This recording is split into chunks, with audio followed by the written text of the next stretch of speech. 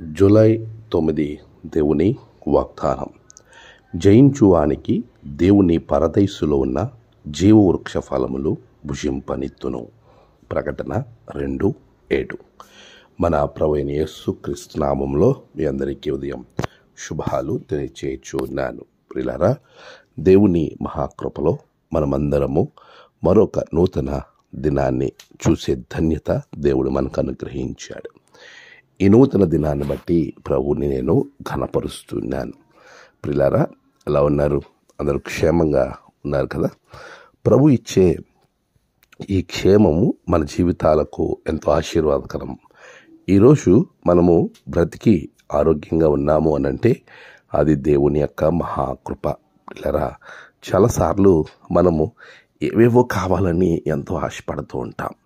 కానీ మనం కావాల్సింది, నిజంగా మనం పొందుకోవాల్సింది ఏంటో మనము సరిగా అర్థం చేసుకున్నట్లయితే దేవుడు సమస్తాన్ని మనకు అనుగ్రహిస్తాడు.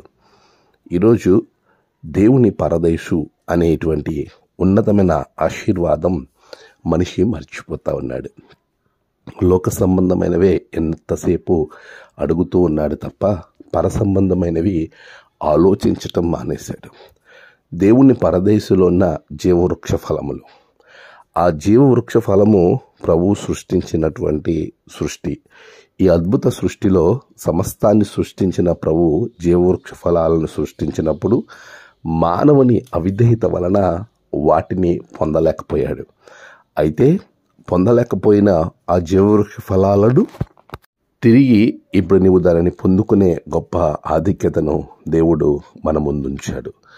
అది పొందుకోవడానికి నీవు జయించేవాడిగా ఉండాలి. జయశీలుడైన యేసయ్య నీకు ఆ బలాన్ని ఇస్తున్నాడు. పిల్లరా, లోకాన్ని జయించగలిగితే, శరీరాశను, నేత్రాశను, జీవపుటంబును నువ్వు జయించగలిగితే ప్రభు అంటున్నాడు, దేవుని పరదైసులో ఉన్న జీవవృక్ష ఫలాలు భుజింపనిత్తును.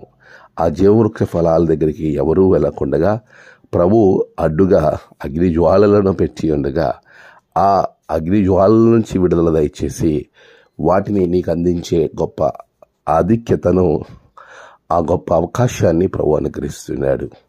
నీవు లోకాన్ని జయిస్తే ప్రభు నీకు జీవవృక్ష ఫలాలను అనుగ్రహిస్తాడు. అట్టి ఉన్నతమైన ఆశీర్వాదం ప్రభు మీకు అనుగ్రహించునుగాక. ఆమేన్. ప్రార్థన. సర్వశక్తిమంతుడా, గొప్ప దేవ, లోకానుసారమైన కోరికలు కాక పర సంబంధమైన కోరికలతో మా బిడ్డలను నింపమని ప్రార్థిస్తున్నాను. జీవవృక్ష ఫలములను భుజింప ఆశీర్వాదం దయచేయండి. నేడు ప్రయాణాలలో తలపెట్టిన ఏ పనైనా విజయవంతంగా జరిగింప చేయండి. నేడు జన్మదినము, వివాహ దినము, ఆయా విశేష దినములు జరుపుకున్న బిడ్డలను బహుగా ఆశీర్వదించండి. తమ ప్రియులను కోల్పోయి ఆదరణ ఎదురు చూస్తున్న బిడ్డలకు ఆదరణ దయచేయండి.